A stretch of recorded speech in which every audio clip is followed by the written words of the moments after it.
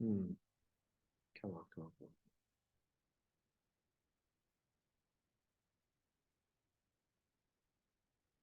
Right, let's see there. We're not. I'll tell you when we're live. Yep, perfect. Right, happy days. You hear me okay? Let's see. Yeah, I can hear you now, mate. Yeah, I can hear you now. Can you hear me okay? Yeah, yeah. Good job. It's only 1 minute past. We're doing all right. Let's talk about lots of Stephen Floyd. Blah blah blah. On a group, Microsoft members group. Go live.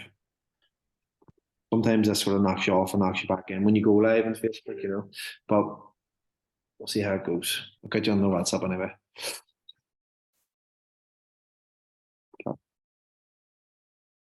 Got it. Right, let's see. What do I'll just check that we're live in the Facebook group here now. Members.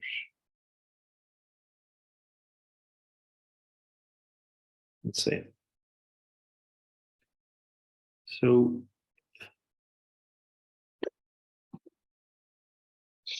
yeah, that's us. That's us live. You change your screen there for me, just Stephen, and see. I'll see. Does it change? Just change the first slide. Yeah. See, does it pick up? Just Jason? maybe take me a second. Well, listen, pretty sure we're live.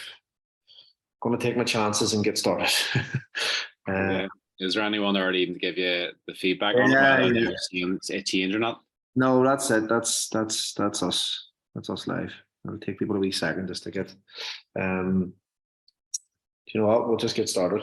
Right. This is being recorded anyway, so anyone that comes in a bit later, you can go and pull the wee cursor across and take it back to the start. So, Stephen, thanks for joining us. I just want to introduce you, this is Stephen Floyd, for anyone that is on watching. Stephen's a nutritionist. He's a master's in sports nutrition from John Moores, isn't that right? Yeah. He's worked with Everton Football Club. He works with the boxing association. What is it? The Irish Athletic Boxing Association. Irish Boxing Association. Yep. And then he just works locally with a lot of athletes and works with a lot of personal trainers as well in terms of helping them deliver nutrition, the nutrition guidance to their clients. So, listen, delighted to have you on. Most of our clients and members that we work with will be interested in toning up, losing a bit of weight, getting a bit fitter. And I always say, well, toning up is just changing your body composition and reducing your fat and increasing your muscle mass. So it's a big part of people's goals when they come to the gym, and obviously that's what you're gonna cover tonight. So we'll do. If anyone has any questions, maybe pop them in the comments section. And what I'll do is I'll let Stephen tear away and deliver his presentation, and then we'll pick those up at the end, or I'll interject and maybe ask at a particular juncture on the presentation if it's applicable at that time, But listen, over to you, Stephen. I'm looking forward to this myself as well. So. No worries, good stuff. So how's it going, everyone? So for those who don't know me, my name's Stephen Floyd, and as Connor said, I'm a nutritionist, and I work with a range of athletes from a variety of different sports, as well as members of the general public.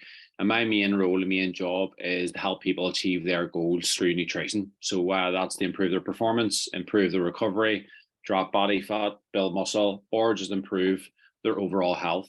And over the course of tonight's talk, I'm basically going to cover everything you need to know and everything you need to consider when it comes to setting your diet up and having success with it in 2023.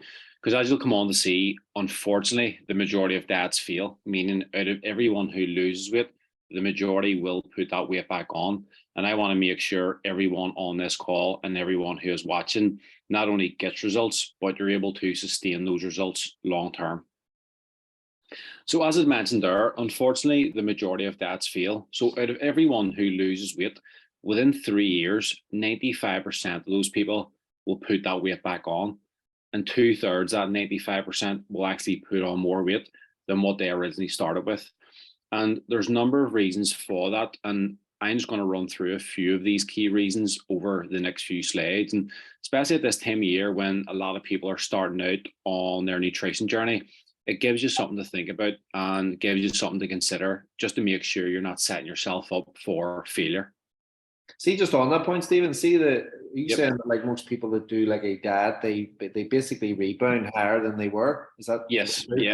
yeah. So 95% of the people will put the weight back on, but then the two-thirds, that 95% will put on more weight than what they originally started with. So yeah, they'll end up rebounding and putting on more weight than what they originally started with when they first started their fat loss phase.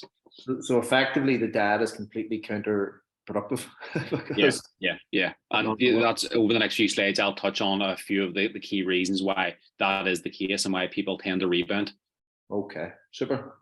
All good. Yep. So one of the first reasons why diets fail is because people's approach just isn't sustainable. I always say if you can't see yourself on the same diet in 6 weeks, 12 weeks, or even 6 months down the line, then you need to rethink your nutrition strategy. Now, of course, when it comes to goals like fat loss, you're not going to continue to lose body fat your whole life. There will come a point where you'll maybe transition to a maintenance phase just to maintain your condition, or even transition to a muscle building phase. So your calories will need to change, but your overall dietary habits will be the same. And that's why they need to be sustainable if you want success long term and you want to sustain your results long term. Another reason why diets fail is that people are just too restrictive with their approach. People tend to cut out foods and food groups unnecessarily. And a lot of this stems from people labeling foods as good or bad. And it's important to remember that there are no good or bad foods. Yes, there's less nutritious foods than others, but all foods can be fitted into an overall balanced diet. And people will have good intentions saying, I'm not going to have any sweets or I'm not going to have any chocolates. And yes, reducing those types of foods can help. But are you really going to do that for the rest of your life? The answer is more than likely going to be no. So why not learn to factor those foods into your diet? Learn to get results while still eating those foods, because it is possible. And it comes back to the last point about your approach needing to be sustainable. So when it comes to your nutrition, you don't need to restrict foods or food groups unnecessarily. All foods can be fitted into an overall balanced diet. Another reason why diets fail is that people just try too much too soon, especially at this time of year after the Christmas break. A lot of people have maybe ate a bit too much, drank a bit too much, and didn't do much exercise. And then come the beginning of January, people will decide to throw the kitchen sink at it and overhaul their diet. So people may typically walk 4,000 steps, and then they all of a sudden they set a target of 10,000 steps. They may go from eating chocolate every day to saying, I'm not having any chocolate at all.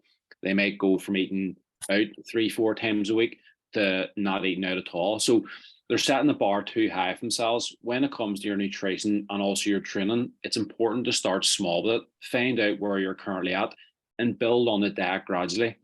Because when it comes to your nutrition and training, view it as a lifestyle change and think of the long term as opposed to a quick fix. So let's say you typically walk 4,000 steps per day. Well, instead of setting an unrealistic target of 10,000 steps, why not set a target of maybe 5,000 or 6,000? And then when you get comfortable hitting that, build on that then gradually. Or if you typically eat chocolate every day, instead of trying to reduce that to no chocolate at all, why not maybe reduce that down to 3 or 4 days over the course of the week? So start small with your dietary habits and build on things gradually, because that way it's going to be a lot more sustainable, as opposed to overhauling the diet, trying too much too soon, and then you find yourself feeling a couple of weeks down the line and then starting all over again. And then people get in this vicious cycle of losing weight, regaining weight, losing weight, and regaining weight. If that's the case with yourself, you need to have a different approach. And that different approach for a lot of people can be just starting small and build on things gradually. And although it might seem small there and then, it's that compound effect over time. It all adds up over time to result in big changes. And just by starting small, in 6 months or 8 months down the line, you can be in a completely different place. And it's going to be a better approach than going balls to the wall for a few weeks, failing, and then starting over again. Another reason why diets fail, and this is a big one, and I'm sure a lot of you are going to relate to it, and that's because people get caught up on scale weight fluctuations. So you can be nailing your training, nailing your nutrition, and you can step on the scales and you may be a couple of pound or a couple of kilo heavier. And people think, I've been nailing everything, I've been perfect with everything, and the scale weight is still going up. Then they decide to say, right, fuck it, what's the point, and revert back to old habits. But it's important to remember that when it comes to using scale weight as a way to assess progress, there's so many factors that can impact the number that you see on the scales, such as your carb intake. So if you consume much carbs the day before, you can be heavier on the scales the next day because carbs can hold on to a bit of water. If you, let's say, consumed a bit more fluid intake one day, you can be heavier the next day because your body's made up of around 60% water.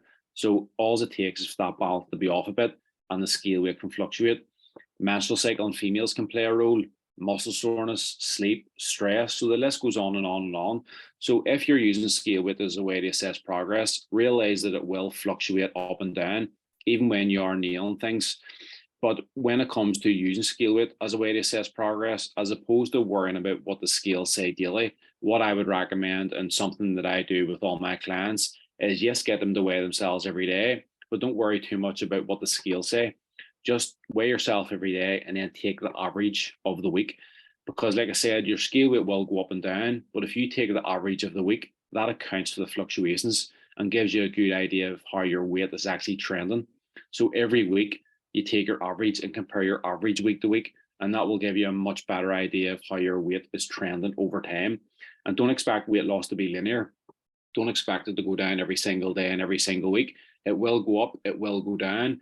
But when you're consistent with your training, consistent with your nutrition, it will go down over the course of weeks and months.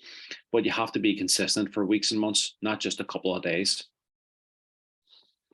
And when it comes to goals such as fat loss, there's no doubt about it that there does need to be some level of sacrifice, but you don't need to make it more difficult than what it needs to be by restricting foods or food groups unnecessarily or going on these restrictive diets. And you'll see a lot of these diets circulating online and on social media. And you can see some examples on the left-hand side of the image. So you've got diets such as the low-carb diet, you've got the ketogenic diet, low-fat diet, you've got intermittent fasting in there, Weight Watchers as well. And in the middle, you've got a short description of what these diets actually are. But I want you to pay attention to the far right-hand column, which shows how all these diets work when it comes to fat loss and what they have in common. And that's by helping you create what's called a calorie deficit. Now, we'll come on to talk about what a calorie deficit is in the next slide, but these diets basically help you eat less calories, which can help with weight loss. So if we think about diets such as the low-carb diet, you're essentially excluding the whole food group. So it's a way to reduce your overall calories. It's the same with a low-fat diet. You're essentially excluding a whole food group. So it's a way to reduce your overall calories. Intermittent fasting. So for anyone who's unfamiliar with intermittent fasting, it basically just refers to making your eating window smaller. So people usually do this by maybe skipping breakfast and they have their first meal at, let's say, lunchtime. So because they're skipping breakfast, they're essentially skipping around 400 or 500 calories, depending on the size of the breakfast. So again, it's a way to reduce your overall calories. So when it comes to goals such as fat loss, realize that there is no one best diet that's superior. There's no one best diet that stands out that's going to help someone lose body fat compared to another diet. The best diet is the one you can stick to, but the one that helps you create a calorie deficit in the easiest way possible.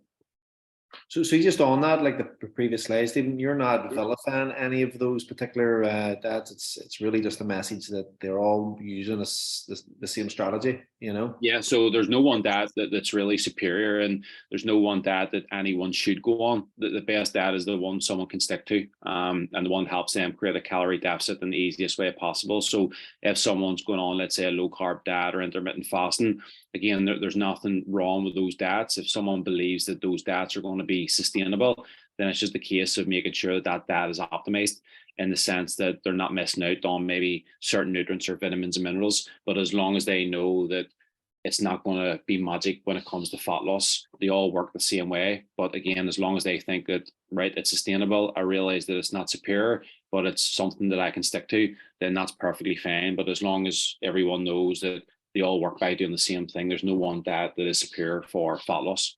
Yeah. Okay. Yep. So when it comes to determining whether someone loses weight, maintains weight, or gains weight, it really comes down to what we call calorie balance or energy balance. And this just basically refers to the amount of calories we consume over the course of the day versus the calories we burn over the course of the day.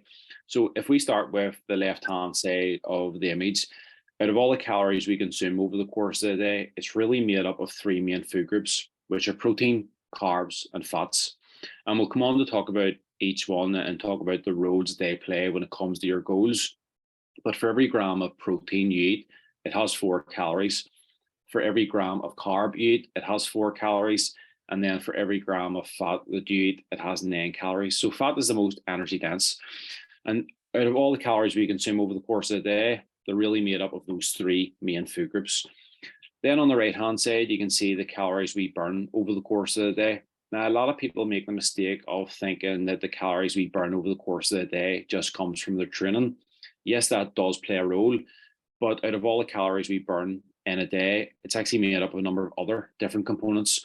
So if we go to the red box, for example, this is what we call our rest and metabolic rate, which is basically the amount of calories we would burn if you lay in bed all day. So the amount of calories your body requires to support your basic bodily functions. And for the average person, this makes up around 60 to 70% of the total amount of calories you burn in a day. So a huge chunk.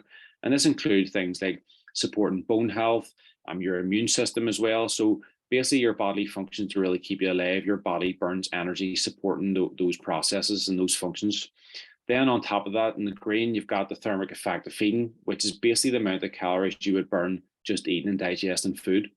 So out of all the calories you consume in a day, you burn around 10% off just from digesting and absorbing the food. And then at the top there in the orange, you see you've got activity, energy expenditure, which is basically the calories you burn from your activity levels, both inside and outside the gym. So those are the kind of main components that make up the total amount of calories you burn in a day. So you can see that it's a lot more than just your activity in the gym. It's made up of a number of other different components. So when it comes to someone's goal, let's say they have the goal of losing body fat, they would basically need to eat less calories than what they're burning on a daily basis. If someone wanted to stay the same weight, they would need to eat the same amount of calories as what they're burning on a daily basis. And then let's say someone wanted to gain weight, they would need to eat more than what they're burning on a daily basis. And when it comes to goals such as fat loss, if someone isn't losing body fat or isn't losing weight, they're not in a calorie deficit. And a lot of people can blame age, they can blame their metabolism, they can blame hormones. And yes, in those scenarios, there may be some things to consider. For example, people might need to lower their calories a bit further, a bit more than usual, but there's no one watching or no one out there that can't lose weight. If you're not losing weight, it's as simple as that. You're not in a calorie deficit. Now, I know saying that just eat less calories than what you burn and you'll lose weight is like saying just save more than you spend and eventually you'll be rich. Yes, the concept is simple, but it's implementing the habits and behaviors to achieve those things. That is the difficult part. But over the next few slides, I'm just going to touch on a few of the key reasons why people don't lose weight or struggle to lose weight. And it can be a bit of an eye-opener for a lot of people. See, just before you do that, Stephen, see, in terms of obviously people can reduce their calories and then the balance is such that they lose potentially, but they can also play with the activity energy expenditure and potentially the thermic effects. So activity energy, they can take the stairs instead of the lift at the old age, or they can get out and get a walk at lunchtime, or they can get in for a workout. Like it's all those things. Like if you have an active job, it's under that bracket. So it's just being innovative each day, like to try, not innovative, but it's just being mindful of it and knowing that you can increase that segment of the chart, like, you know, would that be fair? Yeah, 100%. Yeah, that's what we'll come on to. So once we talk about the reasons why people don't lose weight, we'll then come on to talk about some habits and behaviors that you can implement that to help with fat loss and help make it easier. Okay, super. So one of the main reasons why people can't lose weight or struggle to lose weight is because they're eating a lot more calories than what they think. And the research shows that people underreport their calories by 47%, which is a huge amount. So if you have someone saying I'm only eating 1,200 calories or 1,300 calories, you're more likely eating a lot more than that. And this study actually got people who said they were only eating 1,200 calories. And basically the researchers got nutritionists to actually assess their intake over a few weeks. And what they found is that they were underreporting the amount of calories they were consuming by 47%. And a lot of this can be down to people just missing out on things like sweets and chocolates or nibbles over the course of the day, even in the work environment, nibbling at sweets, because a lot of times we could doing this on autopilot. We can just be mindless snacking and mindless eating. Also adding maybe sugar to teas and coffees, or adding oils or sauces to our meals. They all add up. Weekend calories as well is going to be a big one for a lot of people, especially if people are eating out or getting takeaways. It's going to be difficult to keep on top of the amount of calories that are in those meals, because you're never going to know and you're never going to be 100% accurate with the amount of calories that are in those meals. And a lot of people are out of their routine and structure at the weekend. So they tend to maybe eat out quite a bit or just forget to track and not keep on top of their nutrition compared to maybe Monday to Friday. So it's all those things that we need to consider that contribute towards someone consuming a bit more calories than what they think. So when it comes to your calorie intake, and let's say your goal is fat loss, and if you are tracking your calories and you're not making progress, it's important to reflect on the week and reflect on maybe the previous 2 to 3 weeks and ask yourself, am I consuming more calories than what I'm accounting for? Or reflecting on your nutrition and think, is there anywhere over the course of the day or over the course of the week that calories are coming in and I'm just not realizing, or I could potentially maybe reduce from areas of the day to help reduce my overall calories? Because again, that's ultimately what it comes down to when it comes to goals such as fat loss. Work with the coaches in the gym, speak to Connor as well to help identify where those calories are potentially coming from, because that's what they're there for, to help you identify those and then come up with solutions that maybe help you reduce those calories to allow you then to reduce body fat. Because like I said, if someone isn't reducing body fat or isn't making progress when it comes to their body composition goals, it comes down to the amount of calories they are consuming over the course of the day. And you don't necessarily need to track, but it is a useful tool to see where you're going right and where you're going wrong, and help you identify areas that, like I said, more calories may be coming in that you're not realizing, so you can then reduce that to help you lose body fat going forward. Another reason why people struggle to lose weight is that you're not as active as you think. And what I mean by that is people aren't burning as much calories as what they think. Now, of course, there are a lot of people who are very active over the course of the day, but what I mean by that is that people might overestimate how much calories they actually burn or overestimate their activity levels.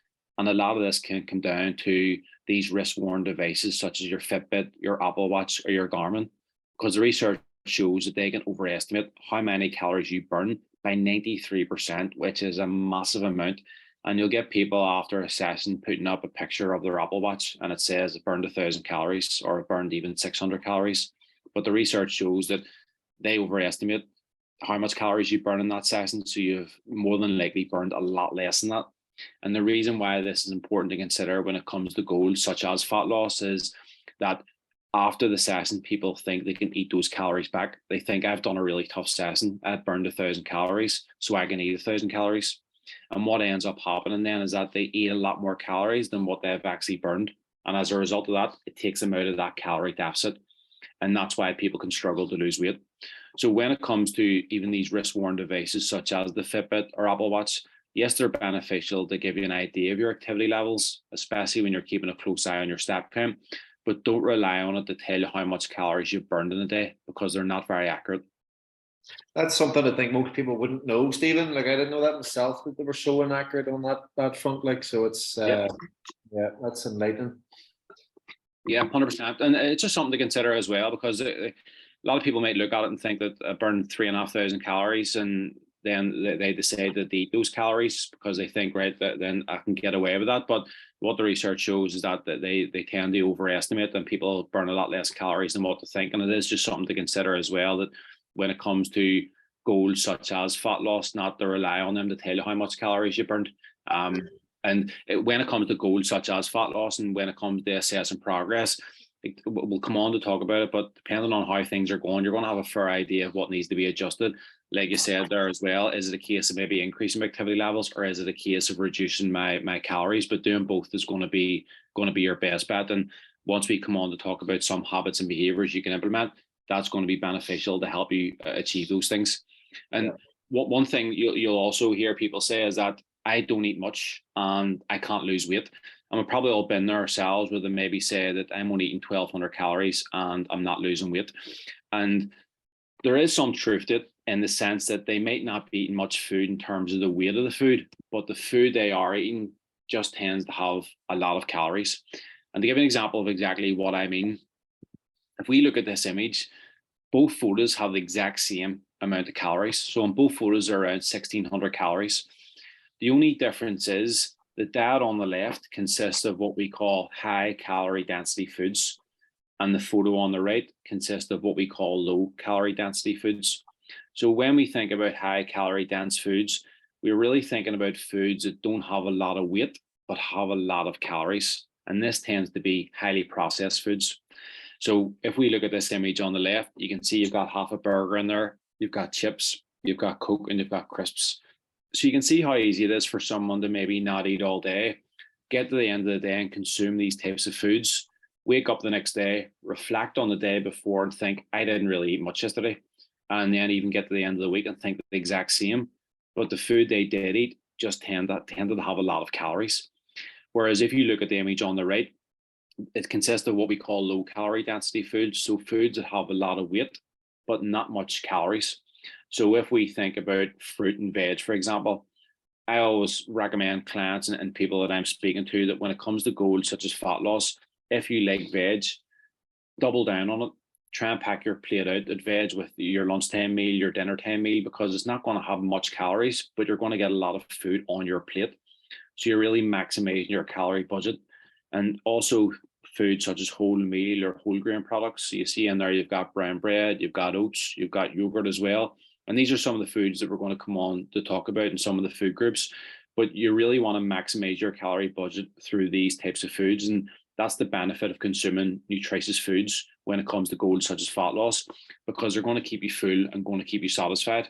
Yes, of course, you can fit in highly processed foods. There's nothing necessarily wrong with those foods. I mean, you don't want to be relying on them all the time because they're not going to be very filling and they're not really going to be nutrient dense.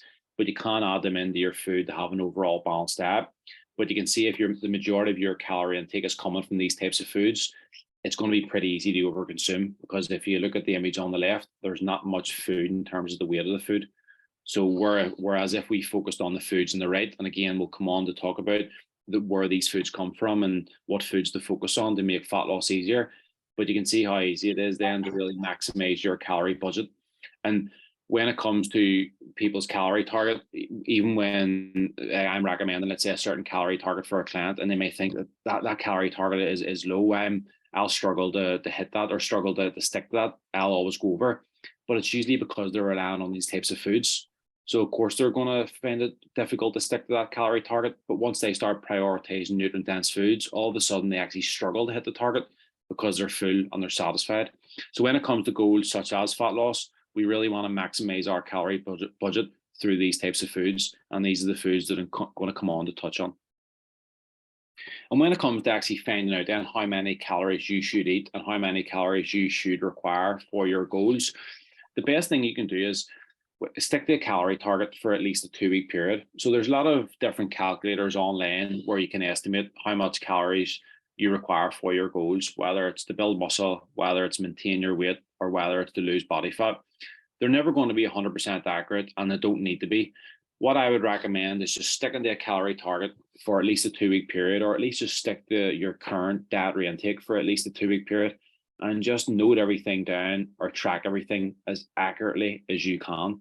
Even if you think you shouldn't be having or shouldn't log it, such as beers, takeaways, chocolates, it's just to give you an idea of where you're at with your nutrition. You don't need to do this forever, but just for a period of time, it can be really beneficial. So let's say you do that for a 2-week period, and on average, you're consuming 2,500 calories. We'll see throughout those 2 weeks, what you want to do is also weigh yourself every day. Now, remember, the scale, it will fluctuate up and down, but if you weigh yourself every day and then you take your average of the week, what you do then after week 1 is you have your average weight of the week, and then going into week 2, you do the exact same. And what you simply do is you compare your average from week 1 to week 2. And let's say your average weight has stayed the same. And then you look at your nutrition and you've consumed 2,500 calories. Well, then you know you need 2,500 calories to stay the same weight. And if your goal is to lose weight, you would need to reduce that. Or let's say your average weight was going up. Well, you know your calorie intake is too high, and that 2,500 needs to be reduced slightly. Or let's say your average weight was trending down. Well, then you know if your goal is fat loss, you're on the right track. It's just a case then of making sure that the weight you're losing is sustainable. And what I mean by sustainable is that for the average person, losing 0.5 to 1% of their body weight per week is a sustainable rate of weight loss. So if you have, let's say, an 80 kilo, if you're 80 kilo, that would be between 0.4 and 0.8 kilo per week. If you're 60 kilo, that will be between 0.3 and 0.6 kilo per week. The reason why you want to work off that range is because if someone is losing more than 1% of their body weight per week, they run the risk of losing muscle mass, and they also run the risk of compromising performance as well, because it's a good sign that their calorie intake is a bit too low. So when it comes to goals such as weight loss, for example, there's a difference between weight loss and fat loss. So you often hear people say that I don't want to lose too much weight or get too light because I don't want to have that skinny look. They're getting confused between weight loss and fat loss. See, if someone's goal is to lose body fat, you basically want all that weight to be coming from body fat and not muscle mass. Because if someone is going on really low calories and the scale weight's going down pretty quickly, they're going to be losing muscle mass as well, which is not what we want. It's not going to be conducive to the performance in the gym. It's not going to allow you to optimize your body composition in terms of looking good as well. So that's a sustainable rate of weight loss for most people. And if you're going lower than that, that can lead to some consequences. And I'll give you some examples of exactly what those consequences look like over the next slide or two. What's that figure for body weight? What's that? 0.5 to 1% of your body weight per week. 0.5 to 1% of body weight. Yeah. And just on that as well, when it comes to using scale weight as a way to assess progress and take an average of the week, there's an app called Happy Scales, which is handy, that you can just simply log your weight into each day, and basically that does the average for you. And it can be reassurance for a lot of people, because some people can step on the scales on a Monday and then they compare themselves to what they are the next Monday, and they see the weight is maybe stayed the same or it's actually went up, and then they get deflated. But if they look at their average is probably trending downwards. So it's just reassurance for a lot of people, and it's something that's worked well for a lot of my clients. But the app is called Happy Scales, and it does the average for you. But when it comes to losing weight, like I said, if someone's losing weight really quickly, which people often stray for because they want the scale weight to go down pretty quickly, they want to be dropping kilos at a time. Well, sometimes that can result in a number of performance and health consequences. And this is an extreme example, but this is a client and a friend of mine, Mark. And in both photos, Mark is at the end of a fat loss phase. The image on the left, he was at the end of a fat loss phase with an online coach, where he was on around 1,100 calories on training days and 900 calories on rest days. And this is an extreme example, but it's not uncommon for people to drop their calorie intake that low when they're striving for fat loss. But you can see that Mark doesn't look too healthy. He's lost a lot of muscle mass. He did say the strength suffered. He was always getting sick. He was picking up cold sores. And he also got his bloods assessed as well at the end of that fat loss phase, because he wanted to see what his testosterone was. Now, testosterone is the main hormone in males responsible for bone health, strength, and building muscle. And the estrogen in females would play the same role really as testosterone, in that it's really important for bone health, building muscle, and strength. And when he got his bloods assessed, he looked at his testosterone, and to give you a bit of context first, a normal testosterone range is anywhere between 8 and 29. When he got his assessed, you can see at the bottom left there, it was 0.65, so it's basically non-existent. Whereas fast forward a couple of years, this was him at the end of a fat loss phase with himself, where you can just tell he looks a lot healthier, a lot more muscle mass. His strength was going through the roof. It was a lot more sustainable for him. And then he also got his testosterone assessed again. And as you can see, it's into the green. So it's into the normal / healthy range. And he actually got it assessed again a few months ago, and it's up to 15. And that's just a result of consuming a calorie intake that's sustainable for him, but one that's conducive to performance and conducive to health. And when it comes to goals such as fat loss, always just try and start as high as you can. Anyone can drop calories really low and get quick results, but can you sustain that? And a lot of times it's going to compromise your performance, and it can compromise your health. Always start high, and then depending on how things are going, you can always adjust downwards. Whereas if you start really low, there's nowhere really to go from there because you've dropped too low, and you may hit a sticking point and you can't go any lower because it's not sustainable. So start as high as possible with your calories, see what you can get away with. And if the weight isn't coming down or body fat isn't being reduced, you can always reduce downwards. Was there a resource you alluded to there, or maybe not yet, in terms of a source for working at your personal calorie intake? Is just MyFitnessPal probably your recommendation, or somewhere else? Yes, so there's an online calculator, and you can type in something called the Harrison-Benedict equation. Basically, the Harrison-Benedict equation, you pop in a few details like your age, weight, height, activity levels, and it roughly tells you how much calories you require for your goals. And like I said, it's not going to be perfect. Just stick to that number for at least a 2-week period, and then assess your weight as well, your average weight over that time, and you'll get a fair idea of how things are trending. Perfect. So now we'll move on to talk about some training and nutrition habits then to focus on going forward, and ones that you can implement that'll help you get results. No matter if your goal is fat loss or performance, these nutrition habits will be conducive to that. So at the beginning, we talked about some of the main reasons why diets fail.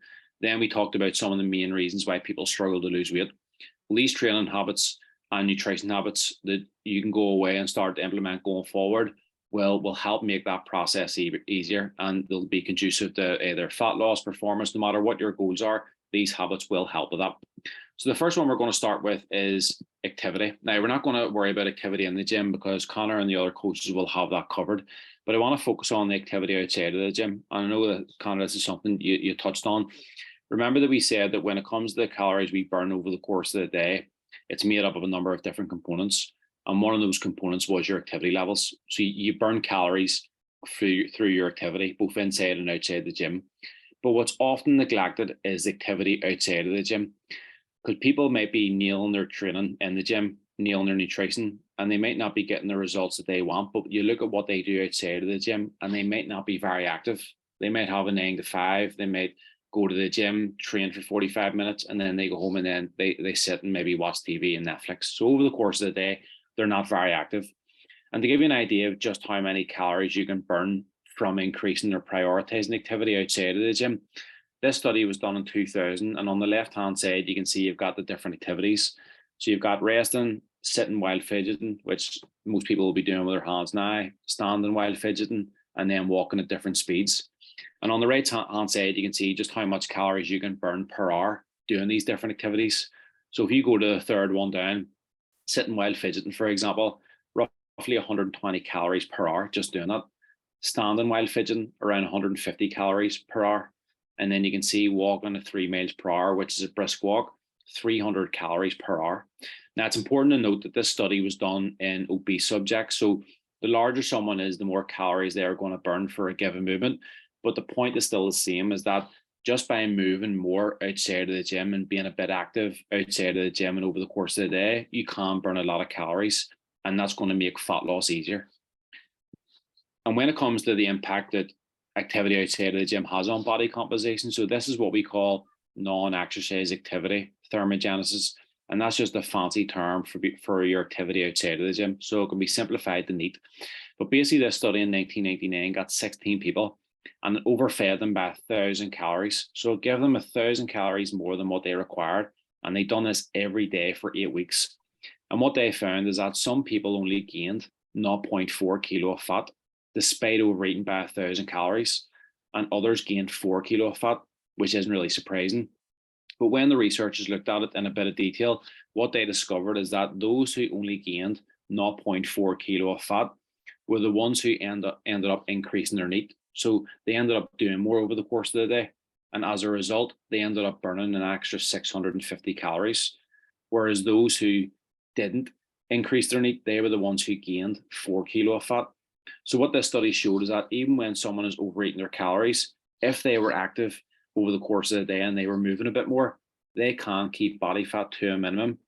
But let's say someone didn't overeat their calories, so they kept their calories in check and they increased their activity levels, well, then that can result in fat loss. And that's something as well that I would recommend over the maybe Christmas period or Easter period, when it's inevitable people are going to enjoy themselves and eat a bit more food. It's just that time of year. But if they were to do that, well, even if they could prioritize their activity levels, and if they were to move a bit more outside of the gym, maybe going for extra walks or just making a conscious effort to move more, well, as a result of that, they're going to burn more calories and they're going to keep body fat to a minimum.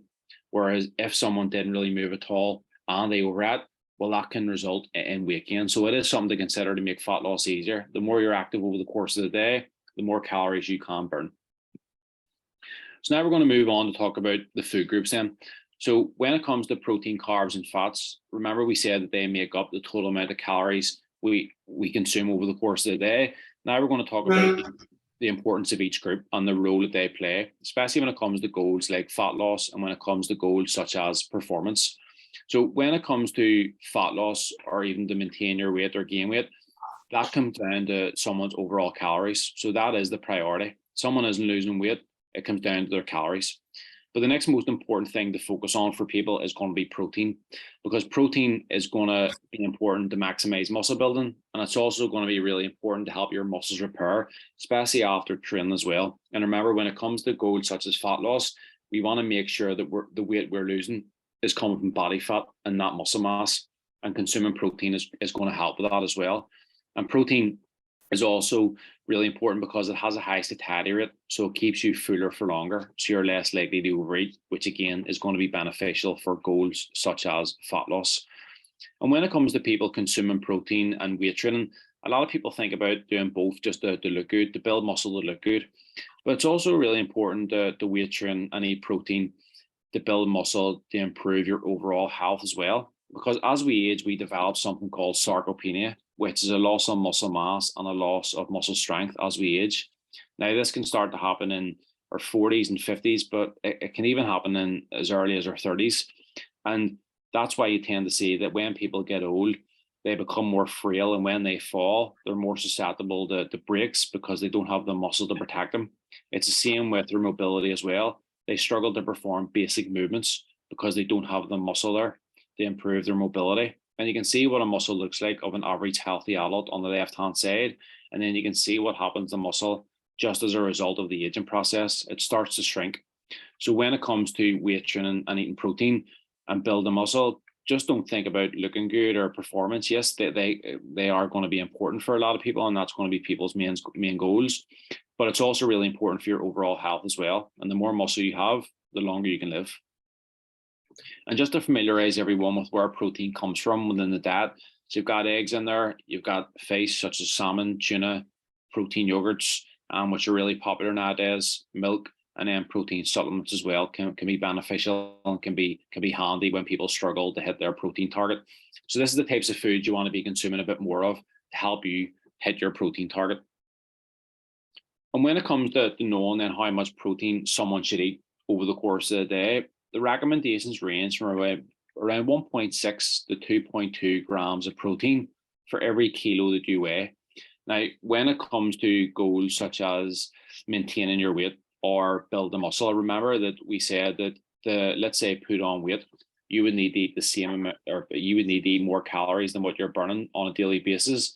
Well, if someone's goal was to gain weight or gain muscle, they would actually go on the lower end towards 1.6 grams of protein for every kilo that they weigh. The reason for that is because just down to the nature of the calories they're consuming, that's going to be enough to support the muscle building process. So there's not as much of a reliance on protein. Whereas let's say someone's goal was to lose weight, well, they then run the risk of losing muscle mass because they're on reduced calories. So their protein requirements would actually need to be higher. But to simplify it and make it as easy as possible, if we just roughly go down the middle, 2 grams of protein for every kilo someone weighs, that's going to be enough for everyone on the call to maximize the muscle building process, no matter what your goals are. Build muscle, maintain your weight, or lose weight. 2 grams of protein for every kilo that you weigh. So what you would simply do is take your body weight in kilo and multiply it by 2. And that's roughly how much protein you require to really maximize the muscle building process. And I'm going to give you an example of exactly what that looks like in food terms in the next slide. So let's say you were 60 kilo and you multiply your body weight by 2, and that worked out to be 120 grams. So to give you an idea of what that would look like over the course of the day, so you might have 3 eggs in the morning. As a snack, you might have Greek yogurt. You might have tuna with maybe pasta for your lunch, and then maybe post-training or as a snack, you might have a pint of milk, which has 20 grams of protein, and then you might have a chicken for your dinner in the evening. So that's just to give you a rough idea of how that would look over the course of the day. And let's say your protein requirements worked out to be higher. Well, then you could just have a bit more protein at each meal, or you could add in some extra protein sources as snacks. But that gives you a rough idea of what 120 grams would look like for someone who's 60 kilo, who requires 2 grams of protein for every kilo that they weigh. And when it comes to proteins targets as well, what you'll often find is that people will say, I struggle to hit my protein target, or I'm okay hitting my calories, but I'm way off my protein. And one of the main reasons for all this is that it's down to the types of protein sources people are consuming. So people tend to go for what we call fatty sources of protein compared to leaner sources of protein. So basically, when it comes to your protein, you want to be making sure that the majority of your sources are lean sources of protein. And what I mean by that is that foods that mostly contain protein without much carbs and fats. So some examples on the left-hand side include chicken, turkey, tuna, egg whites, Greek yogurt. So they're all foods that are really high in protein, but also low in carbs and fats. So the calories can be pretty low. Whereas when people are relying on, let's say, steak, mince, chicken thighs, yes, they have protein within them and they consist of protein, but they also tend to have a lot of fat. And that's why their calories can be so high. So people are consuming a good amount of protein, but because of the high fat content in those foods, they end up consuming a lot more calories. So that's why they find it difficult to stick within their calories, but also hit their protein target. And again, it's okay to consume those types of foods, but it's maybe best just to be prioritizing those leaner sources. So maybe going for lean mince, for example, instead of whole eggs, go for egg whites. Instead of chicken thighs, go for chicken. So it's just good ways to reduce calories whilst keeping protein high. What would you say, Stephen, if you have someone that is out or more than 2 stone overweight, let's say they're 15 stone, like, you know, or they're 16 stone, when you do the sums on that at 2 grams, like they're maybe having to hit 200 plus grams of protein a day, which is a lot. So yep. What would you do in that case? So someone that's in that bracket, what would be your advice in that regard? Yeah, so what I would typically do is roughly work out their ideal weight. So you can work that out off BMI. So BMI is just kind of going off someone's weight and height, and it really determines like how healthy they are, classifies them into overweight, obese, normal, or even underweight. So basically, based off someone's height and weight, you can get a good idea of where they need to be within that normal range. And that's something that I do. So let's say they fall into the obese category, so their weight's pretty high. Well, based off their height, I would look at the BMI scale and get an idea of where they need to be classified as normal or a healthy weight. And then I would give the recommendations based off their normal weight. So let's say someone is 110 kilo, and for their height, they're classified as obese. And I look at, let's say, the BMI scale, and for their height, they should be 80 kilo. Well, then yeah. I would give recommendations based off that ideal weight and work off that. Okay, perfect. And when it comes to people's protein intake, what you'll typically find is that people have this skewed distribution of protein, meaning they'll have a wee bit of protein at breakfast, a bit more at lunch, and then most at dinner. So they might have a cereal in the morning with a wee tiny bit of milk. At lunch, they might have like a ham sandwich or a small bit of chicken in a sandwich. And then at dinner, they have the majority of their protein intake. So they have this skewed distribution. So for a lot of people, when it comes to improving their protein, I'm sure a lot of people on the call can relate to this. Starting with breakfast is always a good option. Starting with breakfast and making sure you've got a good source of protein there. Be proactive with it and start the day on the front foot. So that could be in the form of a Greek yogurt, could be in the form of eggs, protein shake as well. So add maybe protein in with your oats and having overnight oats. So looking at that breakfast area and that breakfast time, and try and prioritize protein, because that will ensure that you're getting to lunch and you're having a decent amount of protein already, without getting to maybe middle of the day and looking back and thinking, right, I'm way off my protein target, haven't really consumed much protein, and then you find you're chasing it. Whereas start the day on the front foot and be proactive with it. And for a lot of people, that breakfast time is a good opportunity to increase protein. So now we move on to the next food group, which is going to be carbs. So carbs' main role in the body is to provide us with fuel. So it provides the muscle with fuel. So anything you do is really tough, like going in and doing a gym session, your main fuel source is carbs. And carbs also fuels the brain as well. So concentration, alertness, decision making, it all comes down to your carb stores. And when it comes to carbs in the diet, just to give you an idea of the foods that are high in carbs and contain carbs, you've got oats in there, you've got rice, cocoa pops, Haribo sweets, white bread, fruit. And some of you are probably look at those foods thinking some are good and some are bad. But it's important to remember that there are no good or bad foods, just less nutritious foods than others. And all foods can be fitted in the overall balanced diet, and they can be beneficial in certain scenarios, which you'll come on to see. But a lot of people do demonize carbs and they think carbs is the reason why they gain weight. And when it comes to weight loss, usually people restrict carbs because they think that's going to result in weight loss. And just to give you an example of the role that carbs plays, and especially at the elite level, and just how much carbs elite level athletes consume. This was a screenshot from an article that was done on Team Sky. Now, for anyone who's unfamiliar with Team Sky, they're an elite level cycling team, and they're now known as Team Ineos. But basically, the article was on their nutrition in the recovery period after a race. So it was all around the carbs they consumed after a race. And on the left-hand side of the image, you can see the types of carbs they were consuming. So Haribo sweets, rice with syrup, banana slices, smoothies. And in this box here, you can see just how much carbs they consumed in that recovery period. 430 grams of carbs alone in the few hours after a race. And what they also reported is that one of the riders, Chris Froome, in one stage of a race, he consumed 1.3 kilos of carbs, which works out to be 5,000 calories from carbs alone. The reason why I'm showing you this is because cyclists also need to manage their weight. They need to be light for the bike, because if they are heavy, that will impair performance. So if carbs are the reason why people gain weight, do you really think elite level cyclists would run the risk of consuming that amount of carbs? So when it comes to goals such as weight loss, remember it comes down to your overall calories, not down to a specific food group. But then you'll often get people say, well, I lost weight really quickly when I cut out carbs. And the reason why this happens is because for every gram of carbs someone eats, it holds on to around 3 grams of water. So if someone restricts carbs or cuts them out, yes, the scale weight will go down pretty quickly, but it's just going to be down to water weight. It's the same reason why you tend to be heavier on a Monday after a weekend. You've consumed a bit more carbs. It's not actual body fat gain. The majority of that is going to be water weight. Now, no doubt about it that if someone is consuming a lot of calories over the course of a weekend, Friday, Saturday, Sunday, and they're doing that every week, that can be enough to cause weight gain because they end up consuming too many calories. But for the majority of people, if they are really nailing their training or nailing their nutrition and they've consumed a wee bit more carbs the weekend and they're heavier on the scales, a lot of that's just going to come down to just extra water weight. It's not actual body fat gain.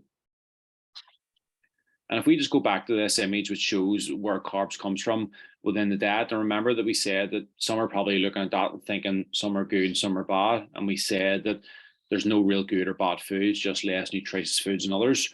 Well, the reason why some are standing out as healthy and some is not so healthy is because there's really two different types of carbs. Well, they can be simplified into two different types. And that's what we call fast release carbs and then what we call slow release carbs. And just to give you examples of what I mean. So fast release carbs are carbs that give us a quick release of energy. Now, these are the carbs that tend to be higher in sugar.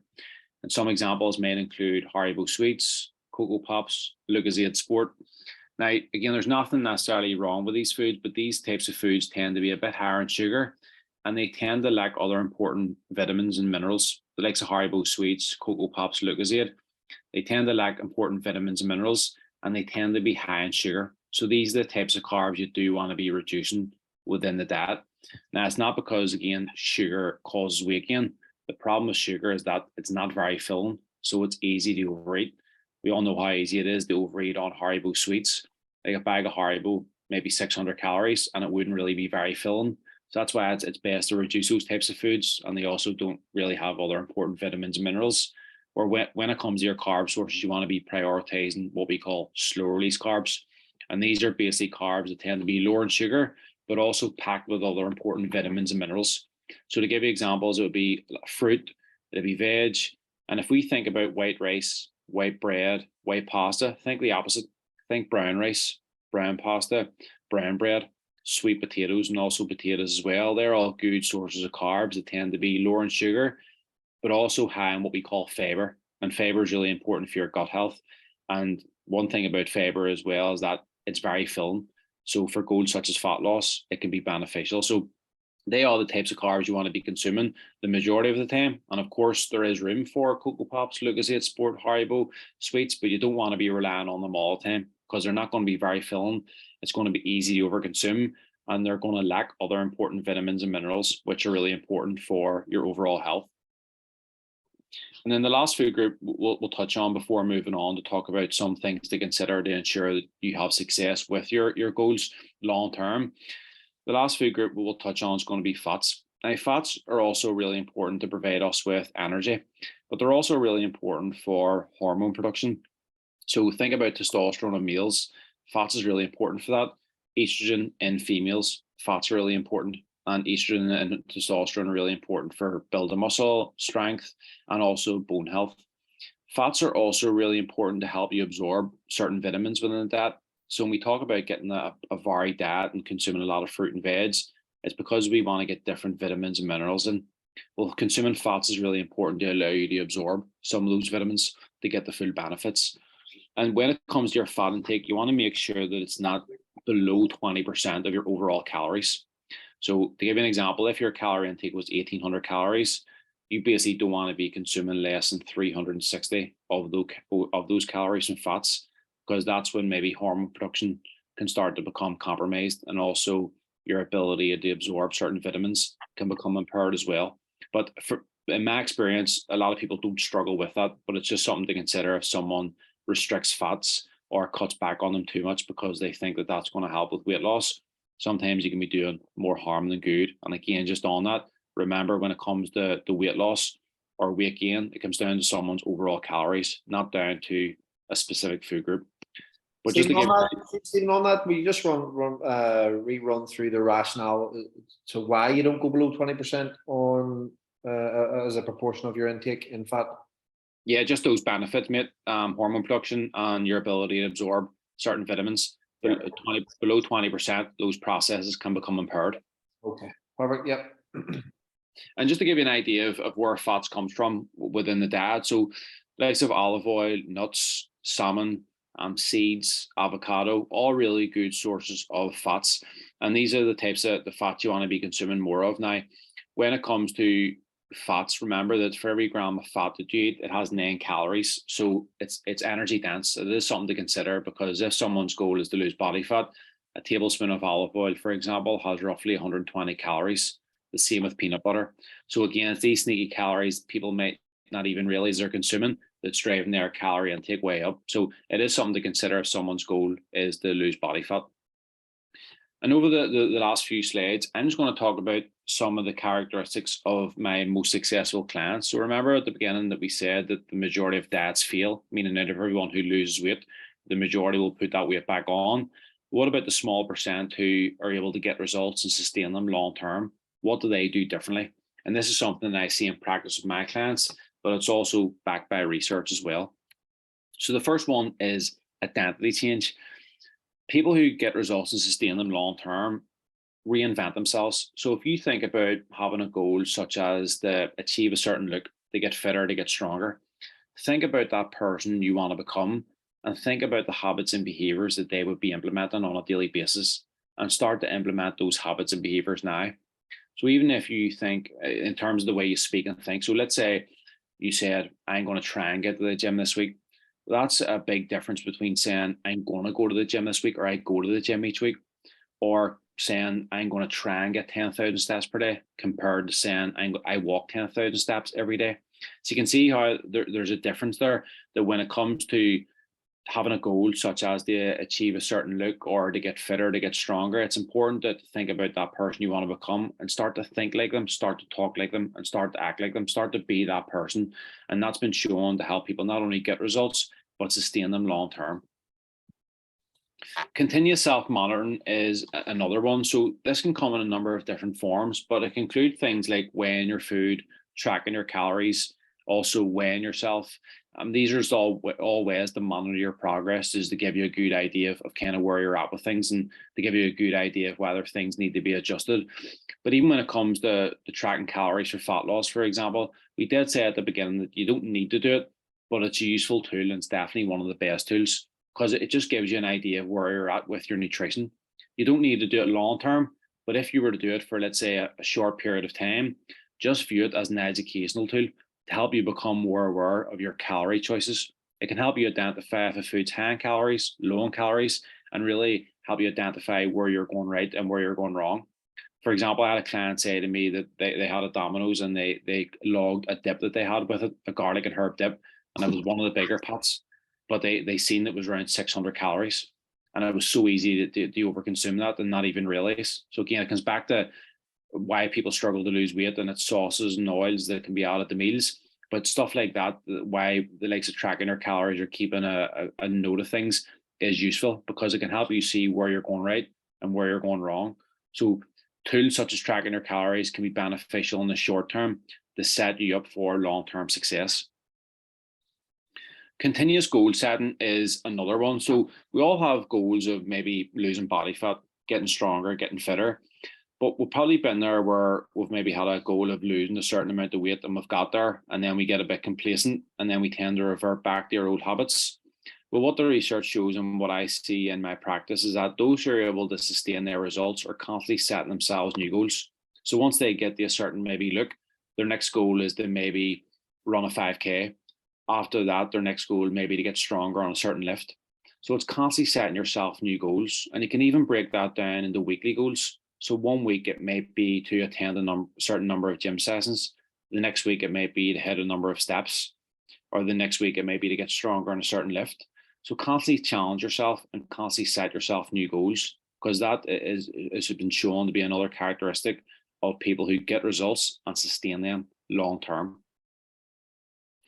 Environment also is a massive one. People have the goal of losing body fat, but you go into their home environment or work environment and it's surrounded by sweets and chocolates. And when it comes to sweets and chocolates in the environment, a lot of times it can be out of your control, because you might live with people or work with someone who doesn't have the same goals as you. But even if you can have those sweets and chocolates or things that aren't conducive to your goals out of sight and out of reach, that's been shown to be an effective method of reducing those types of foods. Because if you can't completely get rid of them or just not buy them, because like I said, people in your home environment or work environment don't have the same goals, well, at least put them out of sight and out of reach. Because we all know if we go into the kitchen and sweets are sitting out on display ready to eat, you're more than likely going to reach for them. Whereas if they were, let's say, in a cupboard behind some plates where you couldn't see them, that can help reduce your intake of those foods. And that's actually been shown in research, that when food is out of sight and out of reach, people tend to eat less of it. And they do say in order to break a habit, you need to make it difficult, because humans are lazy by nature. So if we put barriers in place that are preventing us from going for those sweets and chocolates, it can help you reduce your intake. Whereas let's say you wanted to create a habit, well, you do the opposite then. You try and make it easy. And an example would be maybe consuming a bit more fruit. Well, then you would take the opposite approach, where you would have your fruit sitting out on display, ready to eat. So when you go into the kitchen, it's the first thing that you see. So you're more than likely going to reach for it, as opposed to going in and seeing a tub of chocolates or a tub of sweets. And we've probably all been there in our work environment or go into the kitchen and we just mindlessly snack. And so it's really important that when it comes to your goals, like fat loss, for example, is to set your environment up in a way that's aligned with your goals. Plan in advance is also going to be a massive one. Now, this doesn't necessarily need to be your meal prep Monday to Sunday in Tupperware containers. I don't do it and my clients don't do it, but at least have an idea of your schedule each week and then work backwards. Have an idea of when you're working, when you're training, any social occasions coming up, if you're going to be on the go at certain points, and then have an idea of the meals that you plan on having over the course of the 7 days, because that will allow you to then make sure the foods are in the environment that when it comes to planning on those days, the food's going to be there ready to make. And even if you have opportunities where you maybe have a night free to cook dinner, why not double up on it? It takes the exact same amount of time to cook 2 chicken breasts compared to 1, or 100 grams of rice compared to 50 grams of rice. And that can either do the next day's lunch, the next day's dinner, or even freeze it for later in the week. And even if there's opportunities or even days where you're going to be really on the go and really busy and don't have time to prep, well, even if you have options that are quick and easy that you can throw together at any time, such as microwave rice, pre-cooked chicken, tins of tuna, even frozen veg that you can throw together and cook within a couple of minutes. It's having those options there that when you are busy, you're not caught and you're not going for the quick and easy option, which can tend to be the unhealthy one. We all know that after a long day of work, if you go into the home environment and foods aren't there, either made or ready to make, you're going to go for the quick and easy option, which can often be a takeaway, for example, which might not be conducive to your goals. And even if you're having a social occasion, work backwards, have an idea of maybe the restaurant you're going to and try and pick the menu ahead of time or pick from the menu, have an idea of the amount of drinks you're having, and then maybe accounting for it in your calorie budget. So it's just being proactive with things rather than reactive. Have an idea of your week, have an idea of the types of meals you're going to have, and it means you're not going into each day winging it and being reactive. And that's where people tend to make poor food choices. And then the last one is consistency over perfection. A lot of people think they need to be perfect with their nutrition and eat healthy every single day of the week and not deviate from the plan. I'm not perfect. My clients are not perfect. We all have off-track days and off-track weekends, but it's your ability to get back on track, which is the most important thing. Where a lot of people go wrong is that when they do have an off-track day, they let that lead to 2 days, 3 days, 4 days, and that's when progress can be derailed. But if you're able to get back on track as soon as possible, that's going to allow you to still get results, because what you do the majority of the time outweighs what you do some of the time.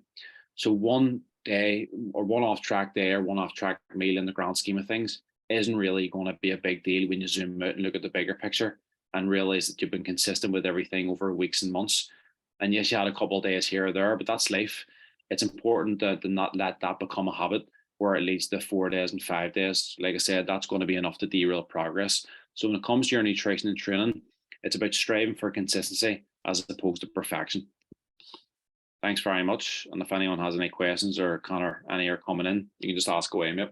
Yep, no, perfect. Thank you very much. Took loads away from that, and as I say, we're actually doing a wee challenge at the minute with a lot of our members, and just a load of those things that you've hit on. You've hit on a lot, and as I say, we've recorded this, so anyone that wants to watch it back can. But yeah, just similar sort of messaging, which is great. And then obviously we've picked up an awful lot more as well beyond that. But like just the fact that like no food is off the agenda. There's no good foods, no bad foods. It's more just to do with balance and having knowing that you can have that bar chocolate. Like it's just in the bigger picture of what you take in over the week, what that broadly looks like, building up gradually, the compound effect. These are just messages that we would constantly do. Like, it's about the small, trying to make small, conscious, healthy choices consistently, and then those small wins lead to big wins,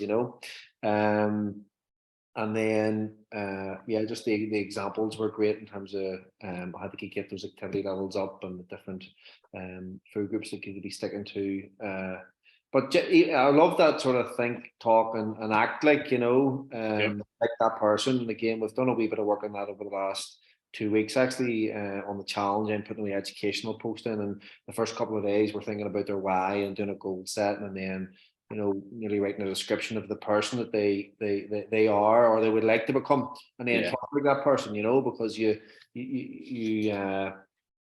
become what you think, and then even to get people as well when it comes to like alcohol as well, like trying to stay off the drink or trying not to drink, as opposed to saying I don't drink. It's kind of trying to become that person, and that can really help just change your identity and help you reinvent yourself. Yeah, exactly. No, the identity change one was a big one. And then just generally the tools, the continuous goal setting, the environment, the planning in advance, the consistency, like that's all stuff that we're really going to take away here and try and implement. Like, because that's the big thing. Like, having the education is great, like, but it's just taking action and the planet. And we've taken a lot of information there, and sometimes that can be overwhelming. So it's just about taking wee snippets at a time and trying it and seeing how we go. And we're doing this challenge at the minute. We'll take a wee break over Easter, and then I had in my head to do nearly a calorie counting challenge just for 30 days, for education that it brings in terms of having a real idea of what you're actually taking in, and then just getting a bit of feedback on the screen from MyFitnessPal. So it's listen, it's I've taken loads from that, you know, and I know the members will too. So I'm conscious just the time, so it's 10 past. I think Sure, put a few people to sleep as it is. Never mind the time. yeah, no, definitely not. Let's see. Just check. Yep. No, just lots of sort of thank yous and stuff on the comments. Yep, it's 10 past 9. I'll let everyone get to bed. Listen, Stephen, I really, really appreciate it. And as I say, if there is any questions, I'll maybe pop them across.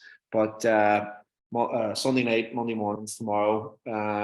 Thanks for coming on. Really enjoyed it. Really took a lot from it. I know everyone has. And the big thing is that we're not gonna take it and forget about it by next Sunday night. We're gonna start taking action on that and using that information and putting it to good effect. Like, so thank you very much. Thank you. 100%. No, thanks very much for having me, Connor, and thank you everyone for tuning in. Yep, good job. We'll get you on soon. Thanks, Stephen. No worries, guys, mate. I'll see you later. Bye bye. Bye bye.